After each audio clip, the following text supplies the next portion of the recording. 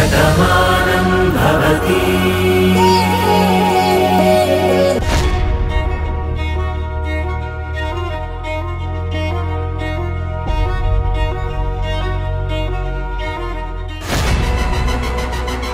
అమ్మగారు,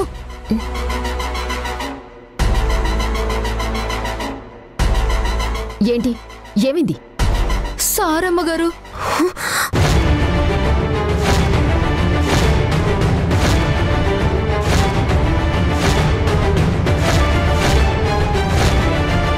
కార్తీక్,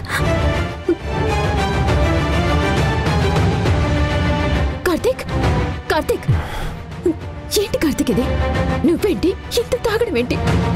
ఇలా స్పృహలో లేకుండా ఉండటం ఏంటి? నేను ఇలా చూడటానికి నేను ఇక్కడుంది.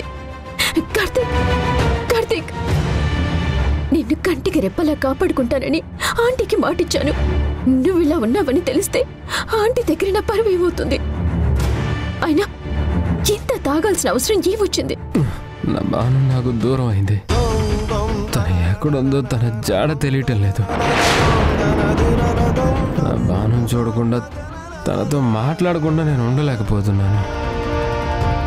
నన్ను మనసారా ప్రేమించిన మనిషి, నా మనసంతా నిండున్న మనిషి నాతో లేనప్పుడు నేను ప్రశాంతంగా ఎలా ఉంటాను?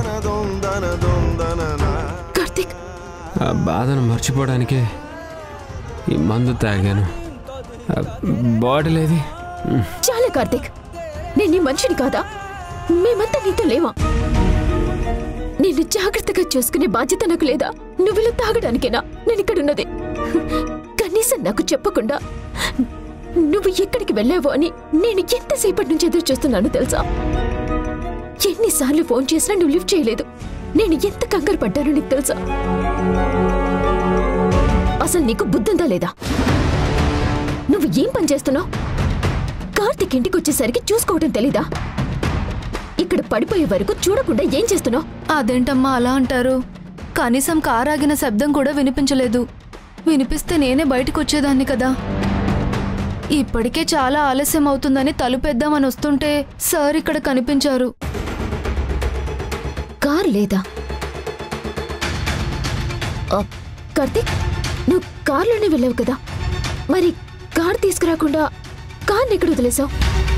నువ్వు ఎలా వచ్చావు అసలు ఇక్కడికి?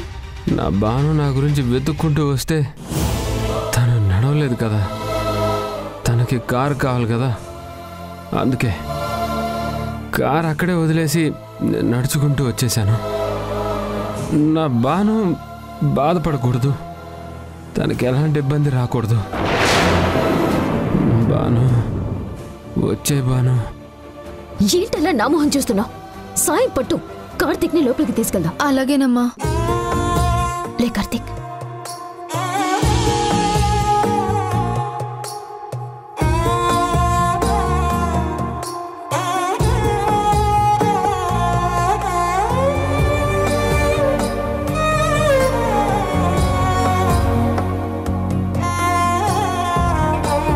ఏంటి ఇక్కడ సినిమా చూస్తున్నావా? కార్తీక్ పడుకున్నాడు కదా, తను ప్రశాంతంగా ఉండాలి. నువ్వు వెళ్ళి నీ పని చూసుకోపో.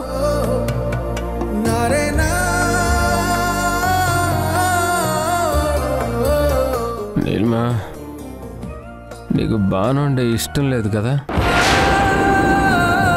అందుకే బాను రాకూడదని నువ్వు కోరుకుంటావు. బాను నేను ఎప్పుడు కలవకూడదని నువ్వు అనుకుంటావు. కానీ బాను లేకుండా నేను ఉండలేను.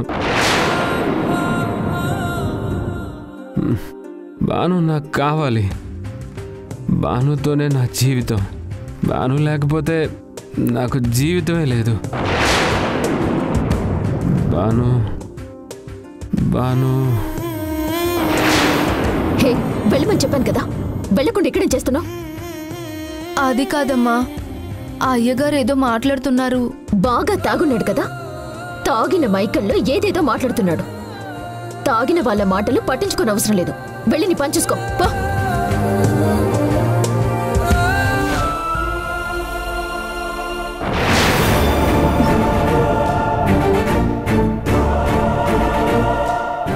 ఏమైంది రాధా? ఎందుకలా ఉన్నావు? మీరెందుకు వచ్చారు? అదేంటి అలా అడుగుతున్నావు? నీకు గుడ్ మార్నింగ్ చెప్పడానికి వచ్చాను.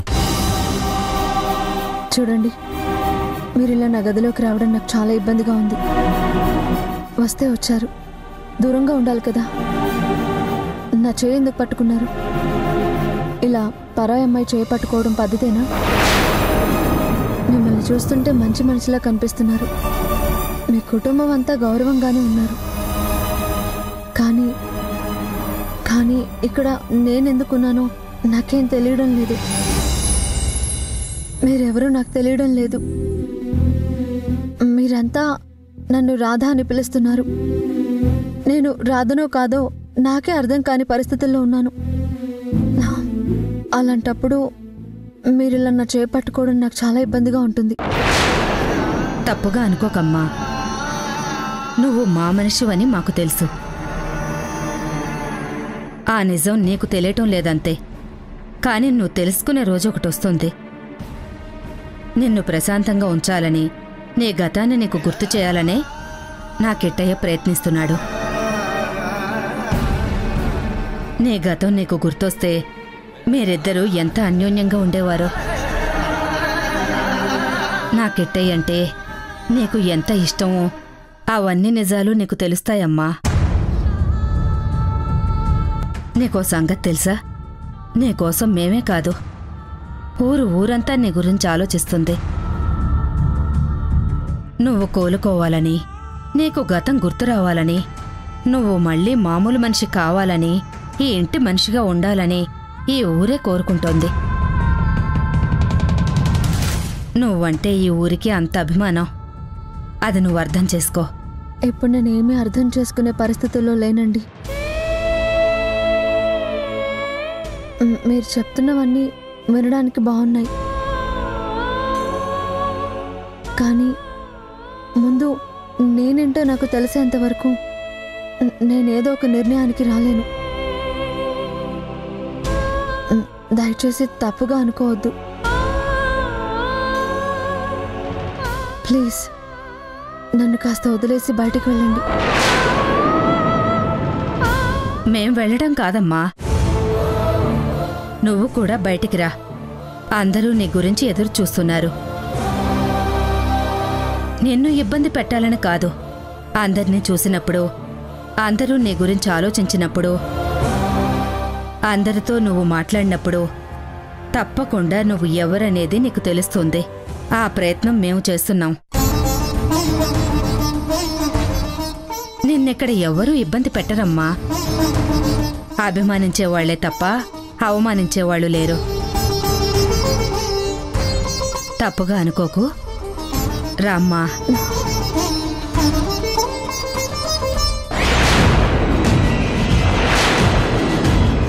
నాకెక్కడికి రావాలని లేదు. దయచేసి నన్ను ప్రశాంతంగా వదిలేయండి ప్లీజ్.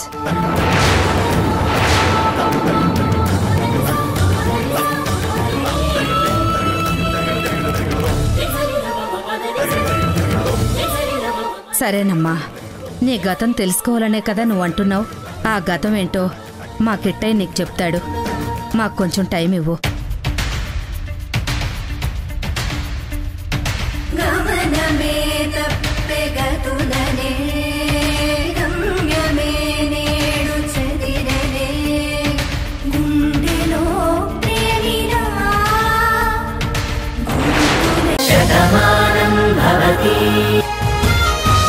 అందుకే వాళ్ళకి ఏదో ఒక మంచి చేయాలని ఆయన ఎంతో తపన పడేవారు. తర్వాత మా అమ్మ కూడా ఎంతో కృషి చేసింది. నాకు కూడా అదే చెప్పింది. ఇక్కడ రైతుల గురించి ఏదైనా చెయ్యాలి, వాళ్ల జీవితాలు బాగు చేయడానికి మనం ఎంతైనా సాయం చేయాలని మా అమ్మ నాతో చెప్తూ ఉండేది. అందుకే ఇక్కడ విత్తనాభివృద్ధి సంస్థ పెట్టాలి అని నేనెంతో ప్రయత్నించాను. నీతో కూడా అదే చెప్పాను. నువ్వు నాతో ఈ ఊరికి సంవత్సరం క్రితం వచ్చావు. ఈ ఊరు మొత్తాన్ని చూశావు, రైతులతో మాట్లాడావు. సీడ్స్ ఫ్యాక్టరీ పెడదామని, దాని ద్వారా రైతులకి ఎంతో మేలు జరుగుతుందని, ప్రభుత్వం నుంచి రాయితీలు కూడా వస్తాయని రైతులందరికీ నువ్వే చెప్పావు. అదిగో ఆ దూరంగా కనిపిస్తోంది కదా, ఆ గుడి ఈ ఊరి గ్రామదేవత. అమ్మవారి పల్లెని కంటికి రెప్పలా కాపాడే అమ్మవారి గుడి. మనం ఆ గుడికి ఎన్నోసార్లు వెళ్ళాం. ఆ పక్కనే చెరువు కూడా ఉంది.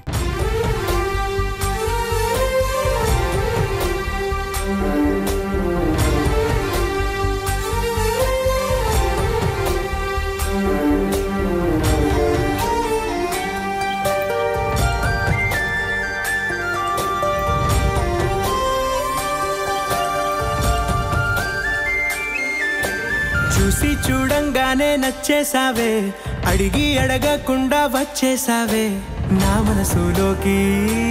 హో అందంగా దూకి దూరం దూరం గుంటూ ఏం చేసావే, దారం కట్టి గుండె ఎగరేసావే ఓ చూపుతోటి. హో ఓ నవ్వుతోటి తొలిసారిగా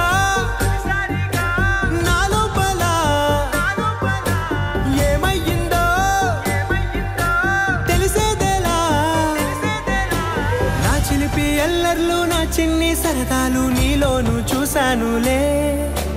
నీ వంక చూస్తుంటే అద్దంలో నన్నేను చూస్తున్నట్టే ఉందిలే.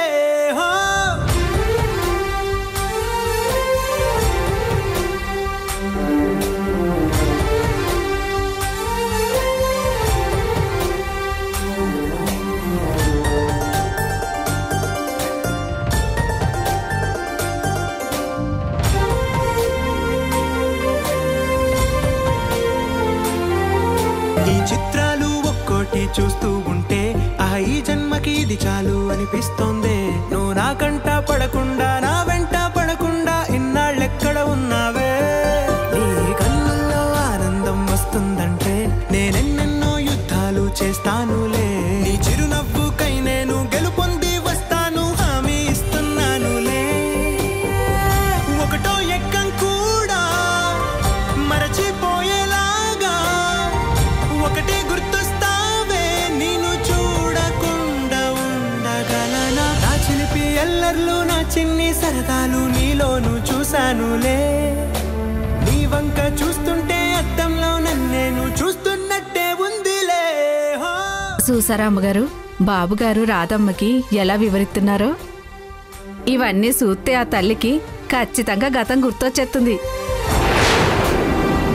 అలా గతం గుర్తొచ్చి రాగానే వాళ్ళిద్దరు ఒకటైపోతారు. ఎంత బాగుందో కదా అలా ఊహించుకోవడానికి. ఏంటి రాధకు గతం గుర్తుకు రావాలని మా తమ్ముడు కన్నా నువ్వు ఎక్కువ ఆలోచిస్తున్నావు? ఇప్పుడు దానికి అర్జెంటుగా గతం గుర్తుకొస్తే నీ పేరునేమైనా ఆస్తి రాసిస్తానందా? ఆ ఆస్తులు రాయించుకునేంత ఆశలు మాకు లేవమ్మా. ఆ తల్లి ఊరొచ్చినప్పుడు నాతో మాట చెప్పారు, తన పెళ్లికి నాకు పట్టుసీర పెడతానని. ఇన్నేళ్ల నా జీవితంలో పట్టుసీరలు చూడడమే తప్ప నాకంటూ ఒక్కటి కూడా లేదమ్మా. ఆ తల్లి పెళ్లి జరిగితే నాకు పట్టుసీర పెడతారు కదా. అదీ కాక వాళ్ళ కళ్యాణం జరగాలని కోరుకోవడం తప్పేం కాదు కదమ్మా. తప్పొప్పులు నువ్వు చెప్తే తెలుసుకునే పరిస్థితుల్లో మేం లేము. ఎవరికి ఎప్పుడు ఏది గుర్తు రావాలో అప్పుడు గుర్తొస్తుంది. కానీ నువ్విక్కడ మాతో మాటలు చెప్పడం కాదు, వెళ్ళి వంట పని చూడు. పని చేయడం మానేసి ఇలాంటి పనికి మళ్ళీ మాటలు మాట్లాడుకో, వెళ్ళు.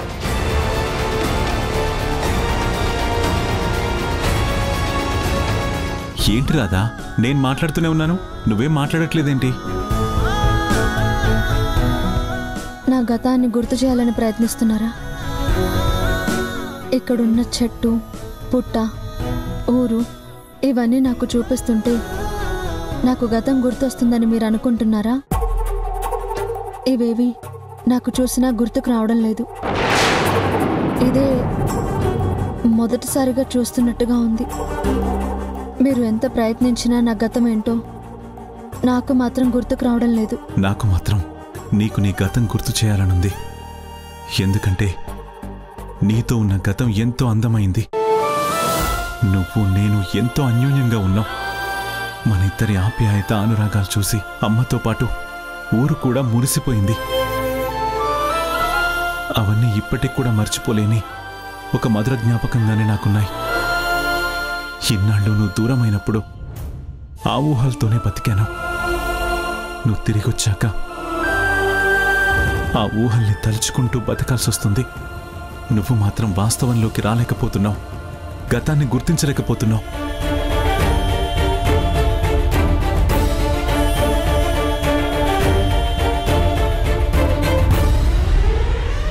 అమ్మా, మావయ్య బాధపడుతున్నాడే.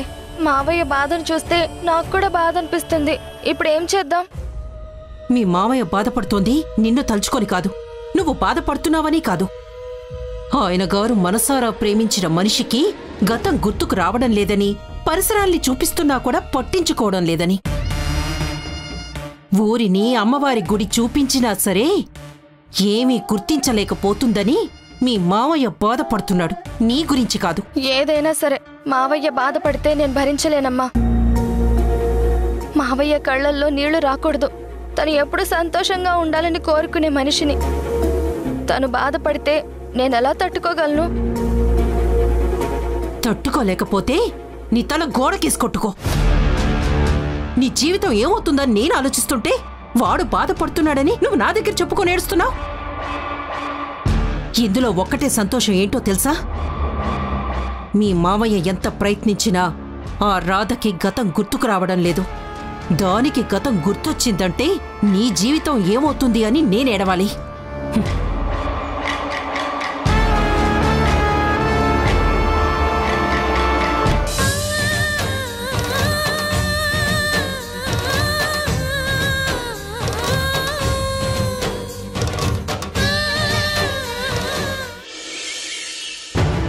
ఇంకా ఎన్నాళ్ళు సార్? ఇప్పటికే చాలా రోజులవుతుంది. ఇప్పుడున్నటువంటి టెక్నాలజీతో ఎప్పుడో కనిపెట్టి ఉండాల్సింది. ఇంకా వెతుకుతున్నామనే ఆన్సర్ వస్తుంది తప్ప భాను ఆచూకీ తెలిసిందనేటువంటి సమాధానం మాత్రం మాకు రావడం లేదు. అసలు మాలాంటి వాళ్ళు ఇచ్చినటువంటి కంప్లైంట్ పరిస్థితి ఎలా ఉంటే ఇక సామాన్యుల పరిస్థితి ఏంటి సార్?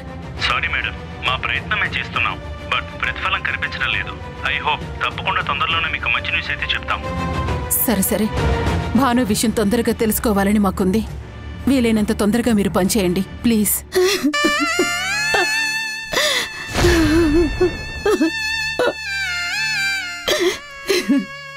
సరే సార్, నేనుంటాను. అమ్మమ్మా, ఏంటమ్మమ్మా భాను గురించి బాధపడుతున్నావా? ఎలా మర్చిపోమంటావే? ఈరోజు శ్రావణ శుక్రవారం, వరలక్ష్మి వ్రతం. క్రిందటి ఏడాది కూడా ఈ రోజు నాడు కన్నీళ్లే మిగిలాయి. ఈ ఇంటి మహాలక్ష్మి ఈ ఇంట్లో నోము నోచుకుంటుంది అనుకుంటే అప్పుడు ఏవో మనస్పర్ధల వల్ల భాను తన పుట్టింట్లో ఉంది.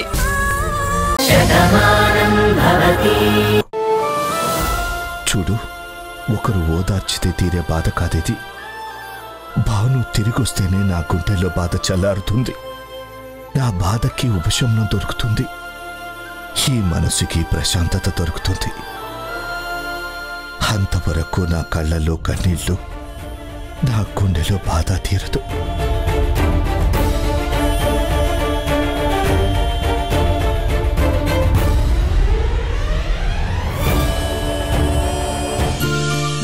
ఇది సీజన్ వారీ వచ్చే వైరస్ ఫీవర్. భయపడాల్సిన అవసరం లేదు. ఈ మందులు వాడితే తగ్గిపోతుంది. అలాగే డాక్టర్. ఓకే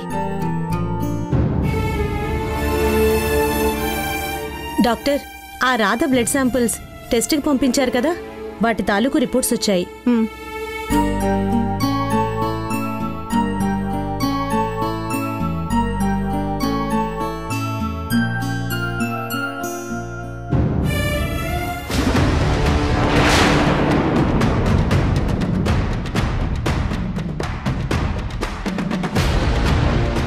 ఏంటిది?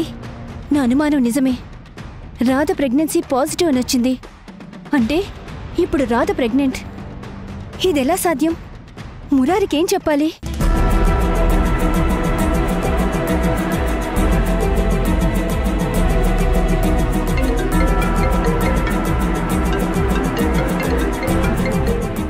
చెప్పు భార్గవి.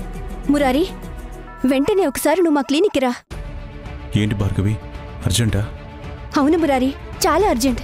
నీతో ఒక ఇంపార్టెంట్ విషయం మాట్లాడాలి, అందుకే రమ్మంటున్నాను. లేదంటే నేను అక్కడికి వచ్చేదాన్ని కదా. ప్లీజ్ నువ్వు తొందరగా ఇక్కడికి రా. భార్గవి, నీ మాటలు వింటుంటే నాకేదో టెన్షన్గా ఉంది భార్గవి. అదేదో నువ్వు ఫోన్లో చెప్పు. చెప్పాను కదా మురారి, ఇక్కడికొస్తే అన్నీ మాట్లాడదాం ప్లీజ్.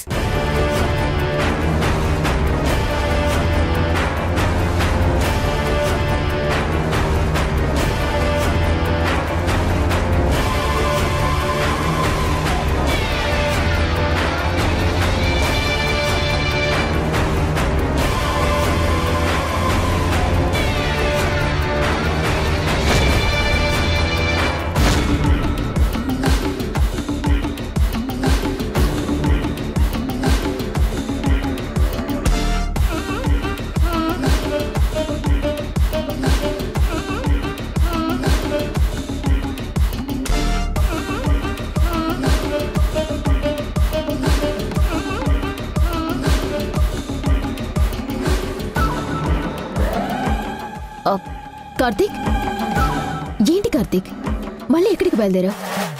బయటికి. నేనొక్కడిని నేను వెళ్ళనివ్వను. నేను కూడా నీతో వస్తాను.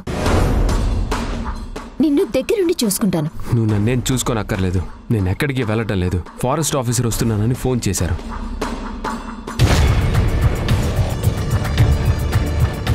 అరుగో వచ్చారు. Hello sir, good morning. Hello sir, పదండి. యా.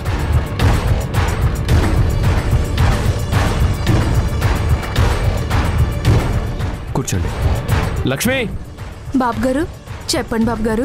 లక్ష్మి, వెళ్ళి కాఫీ తీసుకురా. అలాగే.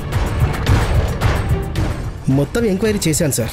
ఆ రోజు అటాక్ జరిగింది అక్కడికి 70 కిలోమీటర్ల దూరంలో ఉన్న అమ్మవారిపల్లి జమీందార్ ఫ్యామిలీకి. ఆ ఊర్లో వాళ్ళది చాలా పలుకుబడి ఉన్న కుటుంబం సార్. ఇప్పటికీ ఆ ఊర్లో వారి మాటే శాసనంగా సాగుతోంది. ఇంతవరకు ఆ ఊర్లో పోలీసులు కూడా అడుగుపెట్టలేదు. ఊరు మొత్తాన్ని ఆ కుటుంబమే చూసుకుంటుంది. వాళ్ళ మాటే అక్కడ జనాలకి వేదం. వాళ్ళు చెప్పిందే శాసనం. వాళ్ళ మాట కాదని ఆ ఊర్లో ఒక్కరు కూడా వ్యతిరేకంగా ఉండరు. అందుకే పోలీసులు కూడా ఆ ఊరిలో అడుగుపెట్టరు. అలాంటి గ్రామం ఉంది అంటే వినడానికి చాలా ఆశ్చర్యంగా ఉంది సార్. కానీ ఇది నిజం సార్. జనం ఎవరినైతే నమ్ముతారో ఆ జనం వాళ్ళకి జేజేలు పలుకుతారు. ఆ ఇంటి మనుషుల మీదే అటాక్ జరిగింది అని తెలిసింది.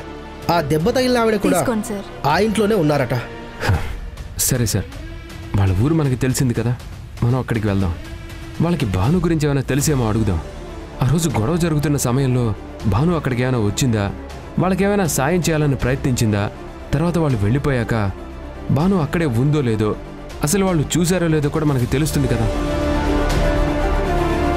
ఈ ఛాన్స్ని మనం ఎందుకు వదలడం? మీరు చెప్పింది నిజమే సార్. కానీ అక్కడ ఆ కుటుంబం తప్ప ఇంకెవరూ ఉన్నట్టుగా మనకి ఎటువంటి ఆధారాలు దొరకలేదు సార్. అదీ కాక ఆ ఇంట్లో ఉన్న ఆవిడ తల మీదే ఆ రౌడీలు కొట్టడం జరిగింది. ఆ తర్వాత సైకలాజికల్ ఇష్యూస్ కూడా వచ్చాయంట. వాళ్ళందరూ చాలా డిస్టర్బ్గా ఉన్నారని చెప్తున్నారు. అందుకే ఆలోచిస్తున్నాను సార్. చూసావా కార్తీక్, వాళ్ళది ఎంత పెద్ద కుటుంబమో, వాళ్ళకి ఎంత పెద్ద పేరుందో ఆఫీసర్ గారి మాటల్లోనే అర్థమవుతుంది కదా. అలాంటి వాళ్లకు భాను కనిపించినా లేదా వాళ్లతోనే భాను ఉన్నా మనం పేపర్లో ఎలాగో యాడ్ ఇచ్చాం కదా, వాళ్ళకి తెలిసి ఉంటుంది. ఒకవేళ వాళ్ళకి తెలుసుంటే ఈ పాటికి ఇన్ఫర్మేషన్ తెలుసుకుని మనకి ఇంటిమేట్ చేసుండేవారు కదా. వాళ్ళు ఇబ్బందుల్లో ఉన్నప్పుడు ఇప్పుడు మనమంతా వెళ్ళి ఎంక్వైరీ చేసి వాళ్ళని ఇబ్బంది పెట్టొచ్చు చెప్పు. ఆ దెబ్బ తగిలిన మనిషి వాళ్ళ మనిషి అని, ఆ అమ్మాయి పేరు రాధ అని ఆ ఊళ్ళో వాళ్ళు కూడా మనకి చెప్పారు కదా. అంటే వాళ్ళకి భాను గురించి ఏం తెలియలేదని ఇక్కడే అర్థమవుతుంది కదా. మళ్ళీ ఇప్పుడు అంత దూరం వెళ్ళి మన విషయాలన్నీ చెప్పి వాళ్ళని ఇబ్బంది పెట్టడం అవసరమా? నువ్వే చెప్పు.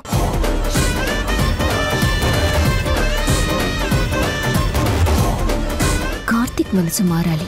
అక్కడికి వెళ్ళకూడదు. భానుకి సంబంధించిన ఏ ఆచూకీ ఎవరి ద్వారా కూడా కార్తీక్కి తెలియకూడదు. నువ్వు చెప్పింది కూడా కరెక్టే అనిపిస్తుంది నీలిమా. ఆఫీసర్ గారు సార్, ఇంకెలాగైనా తెలుస్తుందేమో తెలుసుకోండి.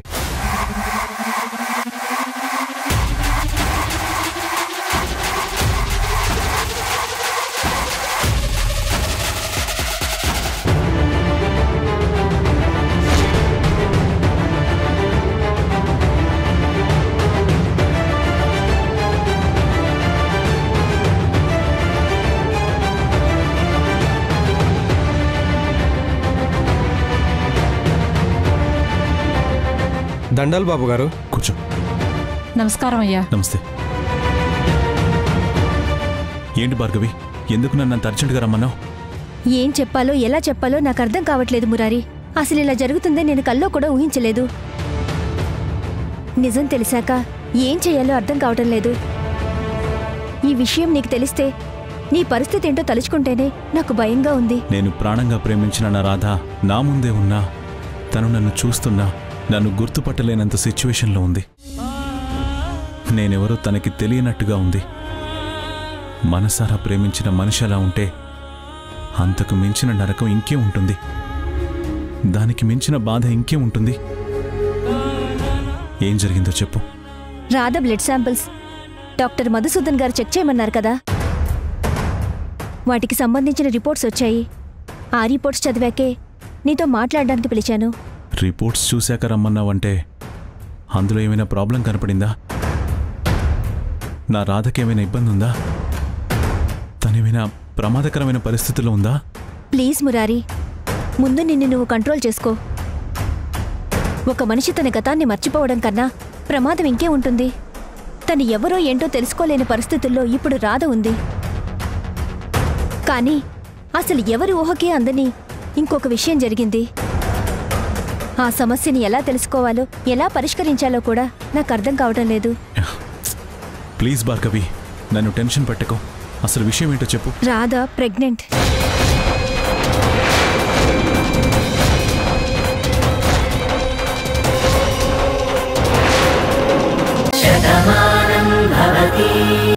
ఏం జరిగిందో తెలిసే వరకు రాధ ప్రెగ్నెంట్ అన్న విషయం ఎవరికీ తెలియకూడదు.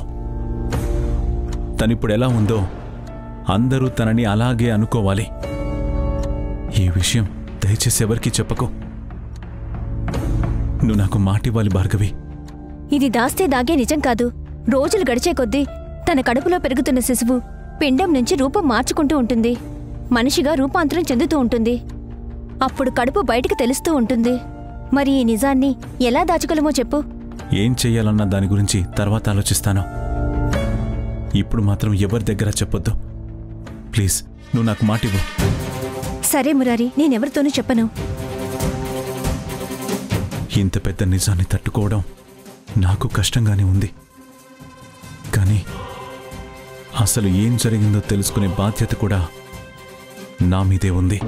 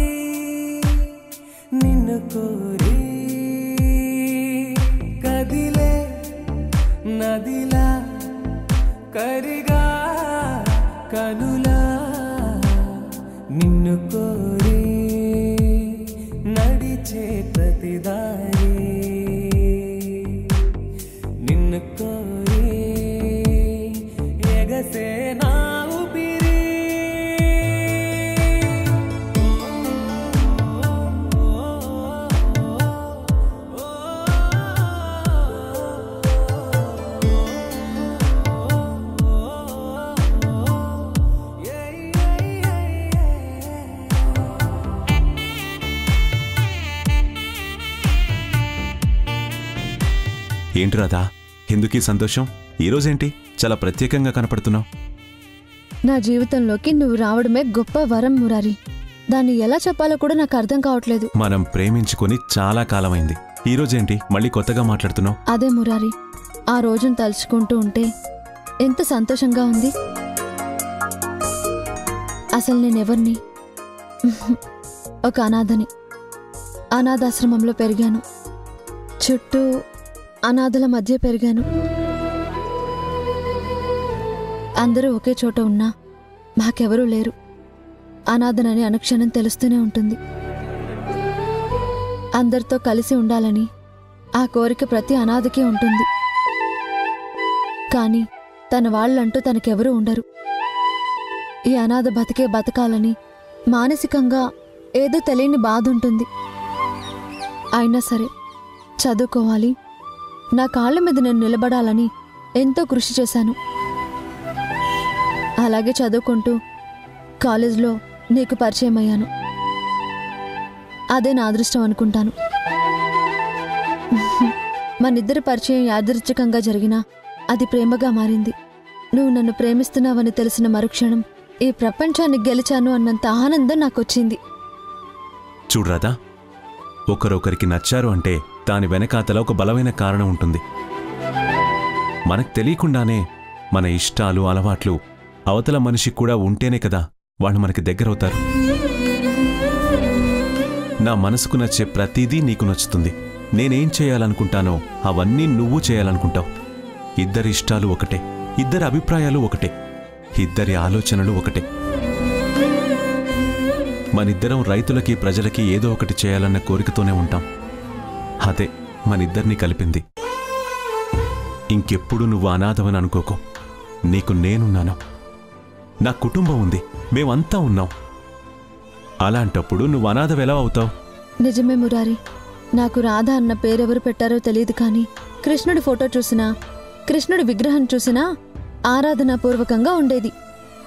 అదెందుకో నాకు అప్పుడు అర్థమయ్యేది కాదు. కానీ నా జీవితంలోకి ఈ కృష్ణమురారియే రాబోతున్నాడని అప్పుడు నాకు తెలియదు.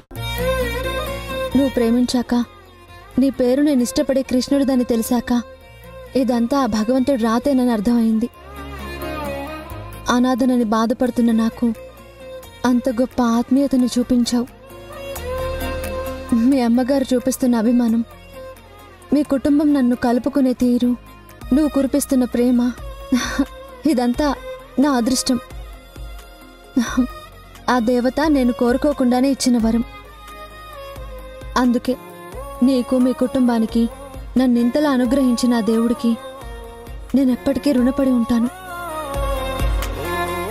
మన బంధం ఎప్పటికీ ఇలాగే ఉండాలని, నేను నీ నీడలోనే ఉండాలని, నిన్ను విడిచి ఎక్కడికి వెళ్ళకూడదని ఆ దేవుణ్ణి కోరుకుంటున్నాను మురారి. నువ్వే నా జీవితం అనుకున్నప్పుడు నువ్వెక్కడికి వెళ్తావు రాధా? అమ్మ కూడా మన పెళ్లి ఒప్పుకుంది కదా. అమ్మ నిర్ణయాన్ని నేను కాదనలేను. అలాగే నా ఇష్టాన్ని కూడా అమ్మ ఎప్పుడూ కాదనలేదు. నాకేం కావాలో నేను అడగకుండానే చిన్నప్పటి నుంచి ఇచ్చింది. ఇప్పుడు నువ్వు కావాలని అమ్మకు చెప్పాను. అమ్మ మనస్ఫూర్తిగా అంగీకరించింది. నీ ప్రవర్తన అమ్మకి బాగా నచ్చింది. ఇంక ఎప్పటికీ మనం ఇలాగే కలిసి ఉంటాం, ఒక్కటిగానే బ్రతుకుతాం. ఓకే?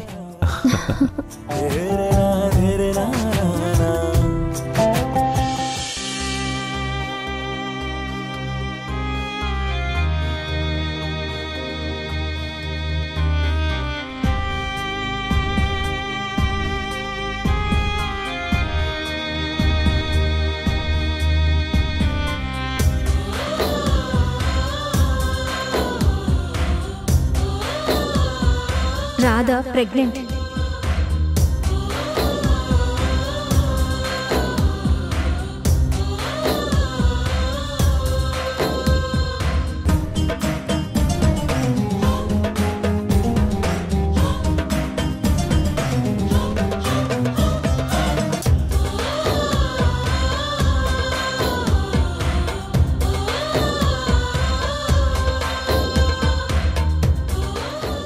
వీటన్నిటికీ సమాధానం మన దగ్గర లేదు మురారి, రాధే చెప్పాలి. ఇది దాస్తే దాగే నిజం కాదు. రోజులు గడిచే కొద్దీ తన కడుపులో పెరుగుతున్న శిశువు పిండం నుంచి రూపం మార్చుకుంటూ ఉంటుంది. మనిషిగా రూపాంతరం చెందుతూ ఉంటుంది. అప్పుడు కడుపు బయటికి తెలుస్తూ ఉంటుంది. మరి ఈ నిజాన్ని ఎలా దాచగలమో చెప్పు.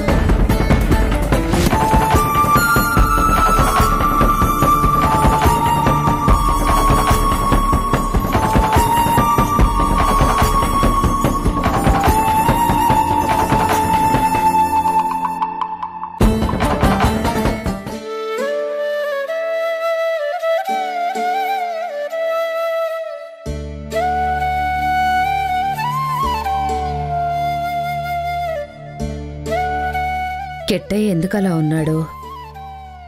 భార్గవి రమ్మని పిలిచిందని కల్కి నాతో చెప్పాడు. మరి కిట్టయ్య అంత బాధగా ఉన్నాడేంటి?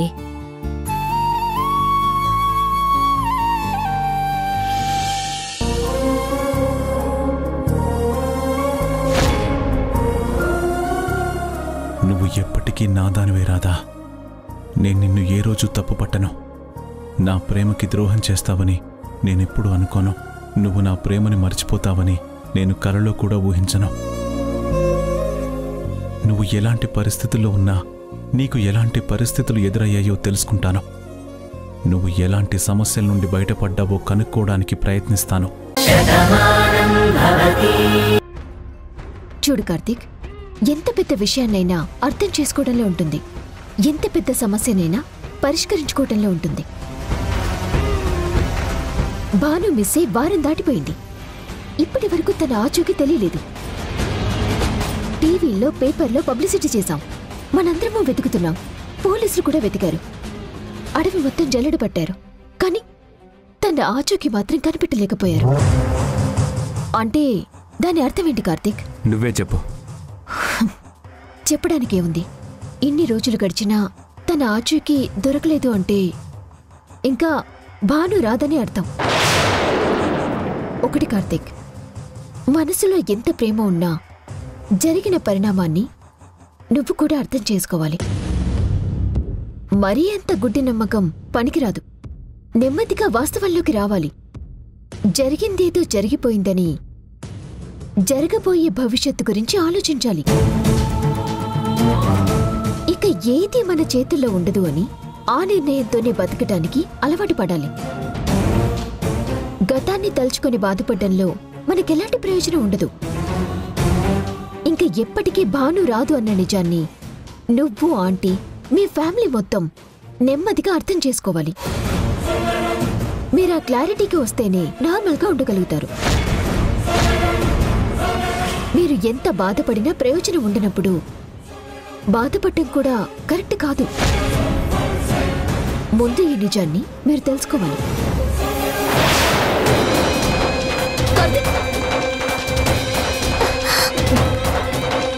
ఏంటి కార్తీక్, ఏం చేస్తున్నావు? నేనేమి కోపంతో చెప్పడం లేదు, నిజాన్ని తెలుసుకోమంటున్నాను. జరిగిందేంటో ఆలోచించమంటున్నాను.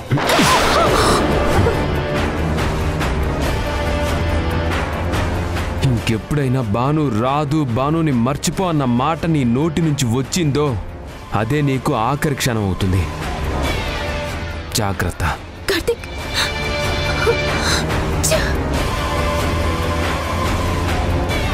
రాధా, రాధా, రాధా, రాధా, రాధా, రాధా, రాధా, రాధా,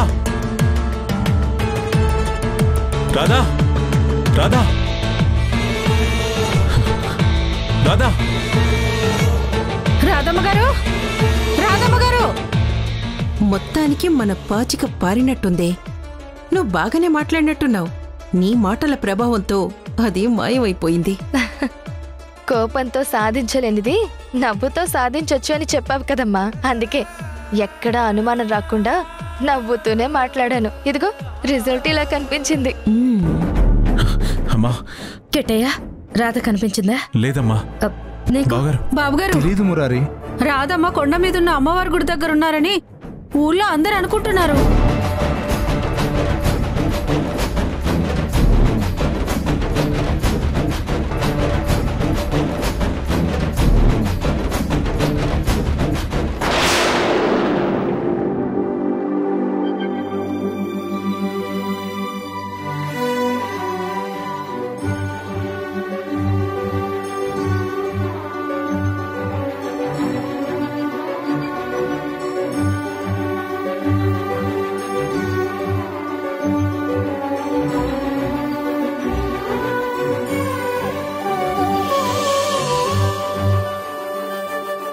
భాను, ఏంటిది? ఏం తెలియనట్టు అలా అడుగుతారేంటండి? నా కడుపులో మీ రూపానికి ప్రతిరూపం పెరుగుతోంది. నా కూతురు పెరుగుతోంది. ఆడపిల్ల పుట్టాలి కదా. ఈ ఇంట్లో మహాలక్ష్మి పుట్టాలి. తన బుజ్జి బుజ్జి అడుగులతో కాళ్ళకి పట్టీలు పెట్టుకుని ఇల్లు మొత్తం తిరుగుతూ ఉంటే ఎంతో సంతోషంగా ఉంటుందని అత్తయ్య ఎన్నోసార్లు చెప్పారు కదా. అత్తయ్య కోరుకున్నట్టే నా కడుపులో బుజ్జి పాప పెరుగుతోంది. మీకు తెలీదా? బుజ్జి తల్లి, ఎలా ఉన్నావమ్మా? నేను మీ నాన్నని. నువ్వెప్పుడు బయటికి వస్తావా, నిన్నెత్తుకొని ఎప్పుడు ఆడదామా, నా గుండెల మీద నిన్ను ఎప్పుడు పడుకోబెట్టుకోవాలా అని చూస్తున్నాను. తొందరగా బయటికి వచ్చాయమ్మా, నా బంగారు తల్లివి కదూ. మీ నాన్న నిన్ను ఎంత ప్రేమగా చూసుకుంటాడో నీకు తెలుస్తుందిగా. వచ్చేయమ్మా. చాలు, వేళాకోళం మరీ ఎక్కువైపోయింది.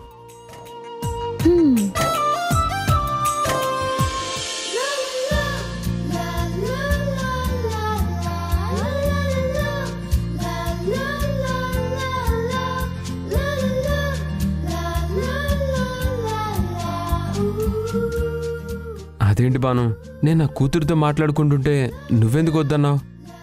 నేను నిజంగా కడుపుతో ఉన్నప్పుడు అప్పుడు కడుపులో ఉన్న మీ కూతురుతో మాట్లాడండి. ఇప్పుడు నేనేదో సరదాగా ఇలా చూసుకుంటుంటే మీరు నన్ను ఆట పట్టించే ప్రయత్నం చేయకండి. మనిద్దరం సరదా పడితే సరిపోతుంది కదా. అమ్మ కోరిక తీరుతుంది, నీ కడుపులో బుజ్జి పాప పెరుగుతుంది. అయ్యగారికి చాలా తొందరగా ఉన్నట్టుందే. తొందరే ఉంది బాను, ఏ భార్య భర్తలైనా కోరుకునేది అదే కదా. తొందరగా తల్లిదండ్రులు కావాలని, పిల్లలతో ఆడుకోవాలని ఎవరైనా కోరుకోవడం సహజమే కదా. నేను కూడా అదే కోరుకుంటున్నాను. పైగా అమ్మ కోరిక కూడా అదే కదా. మరి అందరి కోరిక నెరవేరాలంటే నువ్వే కొంచెం సపోర్ట్ చేయాలి. ఏది ఎప్పుడు జరగాలో అప్పుడే జరుగుతుంది సుందరవదన, తొందరపడకు. తొందరపడకపోతే నువ్వు అమ్మెలా అవుతావు, నా ప్రియమైన శ్రీమతి? బాను బాను బాను బాను ఆగు.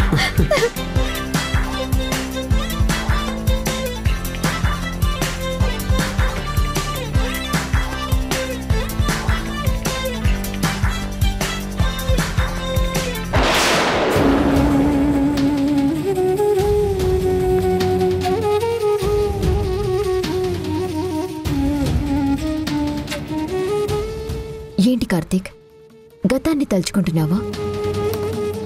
భవిష్యత్తు ఏంటా అని ఊహించుకుంటున్నావా? గతంలో భాను నాతో ఉంది.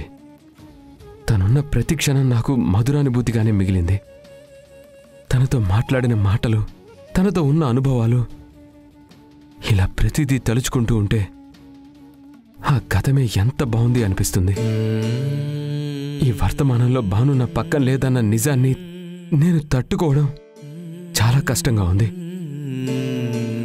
భవిష్యత్తులో భాను నాతోనే ఉంటుందన్న ఆశతోనే ఈ రోజుకి నేను బ్రతుకుతున్నాను.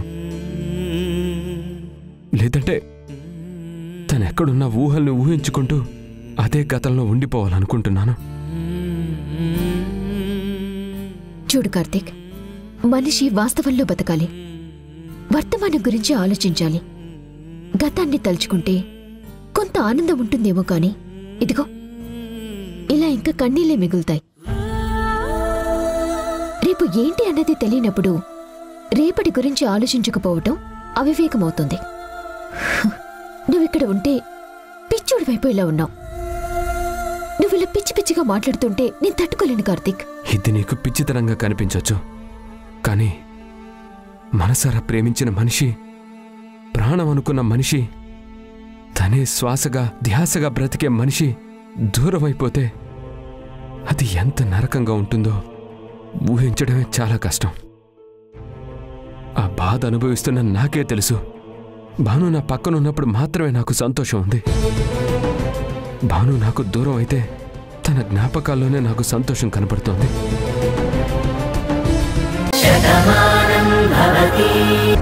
భానుకి ఏమీ కాదు, తను ఎక్కడున్నా బాగానే ఉంటుంది. తప్పకుండా తను మన దగ్గరకు వస్తుంది. మనమందరం కలిసే ఉంటాం, ఆ నమ్మకం నాకుంది. పోలీసులు ఈ మాట చెప్పినా సరే మీరు మాత్రం దయచేసి దాని గురించి ఆలోచించకండి. మీ మనసులోంచి ఆలోచన అనేది తీసేయండి. ఆ ఊహ కూడా మన ఇంట్లో ఎవరికీ రావడానికి వీల్లేదు. భాను బాగుంటుందని నా మనసు చెప్తోంది. భాను తప్పకుండా మన దగ్గరికి వస్తుంది. ఆ నమ్మకం నాకుంది. నేను నమ్ముకున్న దేవుడు నాకు అన్యాయం చేయడు. తప్పకుండా నా కోడల్ని నా దగ్గరికి చేరుస్తాడు.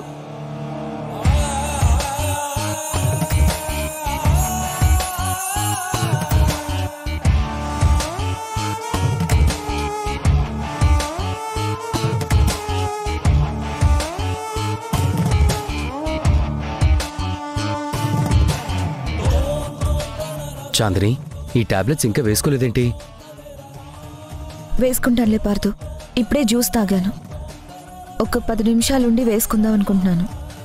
ఇవన్నీ నువ్వు టైం ప్రకారం వేసుకోవాల్సిన మెడిసిన్స్ కదా. అదీ కాక నువ్వు ఇన్ని మందులు వాడుతున్నావని అత్తయ్య వాళ్లకు కూడా తెలీదు. ఎవరు నీకు గుర్తు చేయలేరు. సమయానికన్నీ నేనే చూసుకోవాలి. ఒకవేళ నేను బయటకు వెళ్ళినా సమయానికి ఇవన్నీ నువ్వే వేసుకోవాలి. నేను మర్చిపోనులే పార్దు. తప్పకుండా వేసుకుంటాను. కడుపులో పెరుగుతున్న బేబీ గ్రోత్ లేదని డాక్టర్స్ చెప్పారు. ఈ నిజాన్ని మనం మమ్మీ దగ్గర చెప్పలేం. ఇంట్లో ఎవరికీ తెలియకుండా దాచిన ఈ రహస్యంగానే ఉండిపోవాలి. బేబీ గ్రోత్ బాగా పెరిగే వరకు మనం ఈ విషయాన్ని దాస్తే సరిపోతుంది. ఆ తర్వాత ఎప్పటికీ ఎవరికీ చెప్పాల్సిన అవసరం ఉండదు.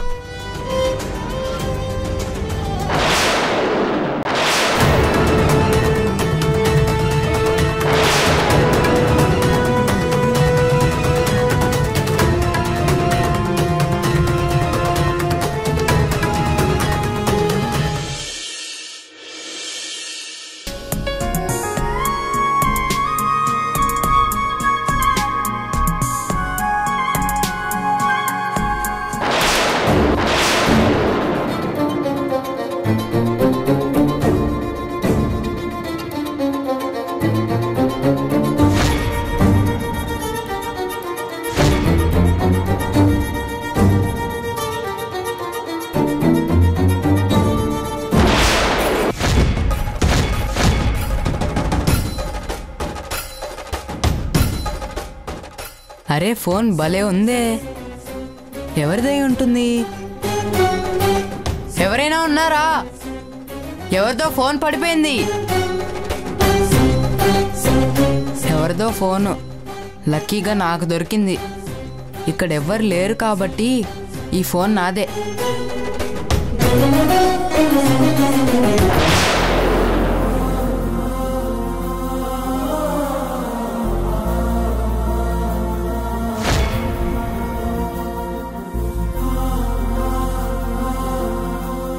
చూసావా వదినా? పాపం ఈ రాధ పరిస్థితి ఏంటో ఎవ్వరికీ అర్థం కావడం లేదు. గతాన్ని మర్చిపోయిందంట. తనకు ఏమీ గుర్తులేదంట. చివరికి తన పేరు కూడా తనకి గుర్తులేకపోతే పెద్దమ్మగారు వాళ్లే చెప్పారంట. ఇది ఎంత విచిత్రంగా ఉంది కదా. అంతే వదినా. ఆ తల్లి ఎప్పుడు ఎవరి విషయంలో ఎలా మారుస్తుందో ఎవరూ ఊహించలేరు. పెద్దమ్మగారి కుటుంబం ఈ ఊరందరూ మంచి కోసం ఆలోచిస్తుంది. ఈ రాధమ్మ కూడా అందరూ బావుండాలని, ఈ ఊరికి ఏదో చెయ్యాలనే అనుకుంది. అలాంటి మంచి మనిషి దూరమైందని ఆ కుటుంబంతో పాటు ఊరందరం కూడా బాధపడ్డాము. మళ్ళీ తిరిగి వచ్చినందుకు అందరం సంతోషించాము. కాని ఇలా జరిగిందంటే పాపం చాలా బాధగా ఉంది. అవును దినా, అసలేమీ గుర్తులేని మనిషి ఒంటరిగా ఇక్కడికి ఎలా వచ్చింది? ఏమో, అదే నాకు ఏం అర్థం కావడం లేదు వదినా. ఇది కూడా అమ్మవారి మహిమేనేమో. అందర్నీ కాపాడే ఆ తల్లి ఈ తల్లిని ఇలా రప్పించుకుందేమో. కాని రాధమ్మ ఇంట్లో కనపడకపోతే మురారిబాబు వాళ్ళంతా కంగారు పడతారు కదా. మనం వెళ్ళి చెప్పేద్దామా? రాధమ్మ ఇక్కడుందని కింద ఊర్లో వాళ్ళకి నేను ఫోన్ చేసి చెప్పాను. ఈ పాటికి వాళ్ళకు తెలిసే ఉంటుంది. అదిగో మురారి బాబుగారు వాళ్ళు వస్తున్నారు.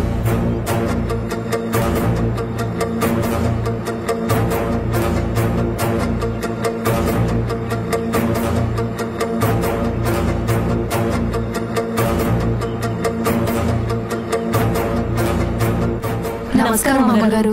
నమస్కారం అయ్యారు. నమస్కారం. పదండి ఇకెళ్దాం.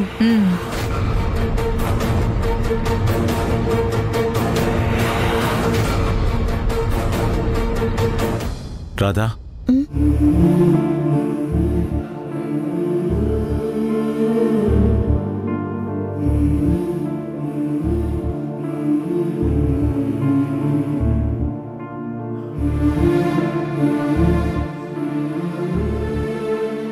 ఏంటమ్మా ఒంటరిగా ఇక్కడికి వచ్చావేంటి? ఎవరికి చెప్పకుండా ఎందుకొచ్చావు? మురారి గారు నిన్న రాత్రి చెప్పారండి, ఈ గుడికి తీసుకొస్తానని. ఇక్కడికొస్తే నా గతం గుర్తొస్తుందని.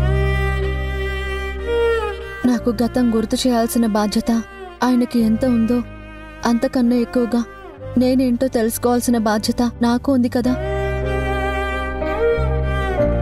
నేనెవరన్నది తెలిసే వరకు నాకు ప్రశాంతత లేదు. అందుకే తెల్లవారే వరకు ఎదురు చూశాను. సూర్యోదయానికి ముందే ఇక్కడికొచ్చి ఆ అమ్మవారి ముందు ఎదురుగా నిలబడ్డాను. ఈ తల్లిని చూసినప్పుడైనా సరే నేనేంటో నాకు తెలుస్తుంది అనుకుని ఎంతో ప్రయత్నిస్తున్నాను. కానీ ఏమీ తెలియడం లేదు. ఈ పరిసరాలన్నీ గమనించాను, ఏది గుర్తుకు రావడం లేదు. కనీసం చూసిన ఊహ కూడా తెలియడం లేదు. ఇంకా ఏం చేస్తే నా గతం ఏంటో నాకు గుర్తొస్తుందో నాకు అర్థం కావడం లేదు. నువ్వు బాధపడకు రాధా. చెప్పాను కదా, నీ గతాన్ని నీకు గుర్తు చేసే బాధ్యత నాది. నిన్ను మళ్ళీ మామూలు మనిషిని చేసే బాధ్యత కూడా నాదే అని. ఈ గుడి కాకపోతే ఊళ్ళో చాలా ప్రదేశాలున్నాయి. మనిద్దరం చాలా చోట్లకు వెళ్ళాము, అందరితోనూ మాట్లాడాము. వాటిలో ఎన్నో జ్ఞాపకాలున్నాయి. అందులో ఏదో ఒకటి తప్పకుండా నీ గతాన్ని గుర్తు చేస్తుంది. ఆ నమ్మకం నాకుంది. చూడమ్మా, లోకాన్ని కాపాడే జగన్మాత ఈ అమ్మవారు. ఈ తల్లి దయతోనే ఈ ఊరు పచ్చని మాగాణిగా ఉంది. ఊళ్ళో అందరూ సంతోషంగా ఉన్నారు. మా కుటుంబం ఎన్నేళ్లలో ఎలాంటి ఒడిదుడుకులు లేకుండా నిలబడిందంటే దానికి కారణం ఈ కొండ మీదున్న అమ్మవారంటే నమ్ము. ఈ తల్లిని నమ్ముకున్న వాళ్ళని ఎప్పటికీ కవచంలా కాపాడుతూనే ఉంటుంది. నిన్ను మా ఇంటికి ఈ తల్లే తీసుకొచ్చిందని నేను నమ్ముతున్నాను. ఆ అమ్మవారు నా నమ్మకాన్ని నిలబెడుతుంది. ఖచ్చితంగా నీ గతం నీకు గుర్తొచ్చేలా ఈ తల్లి చేస్తుంది. నీ గతాన్ని గుర్తు చేసే ఏదో ఒక ఆధారం ఈ తల్లి తప్పకుండా చూపిస్తుంది.